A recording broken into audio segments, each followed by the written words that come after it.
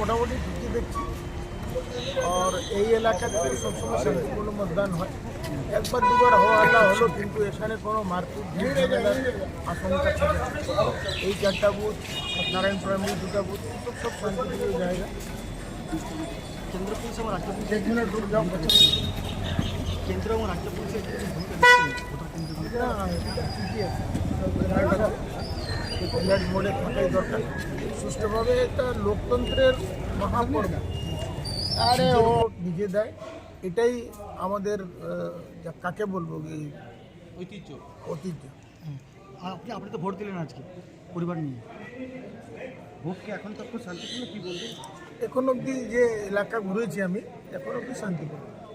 কিন্তু বিভিন্ন জায়গায় অশান্তির ঘটনা আসছে, তার মধ্যে রানীগঞ্জে বিজেপি কর্মীকে মারধরের অভিযোগ পাওয়া যাচ্ছে, কি বলবেন এই ঘটনা? জানি না, যদি এরকম ঘটনা হয়ে থাকে দুঃখপূর্ণ, দুর্ভাগ্যপূর্ণ। এই পর্বে এই যে চতুর্থ দশম আপনারা দাঁড়িয়ে আছেন, আপনারা আমার থেকে বেশি খবর জানেন। আর এইরকম ঘটনা যদি হয় তো এটা লোকতন্ত্রের জন্য দুর্ভাগ্যপূর্ণ।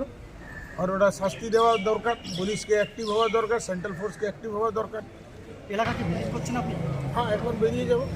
সকালেও বেরিয়েছিলাম, এখন আর বেরোবো, পুরো বিকালে 6টায় ঢুকবো বাড়ি।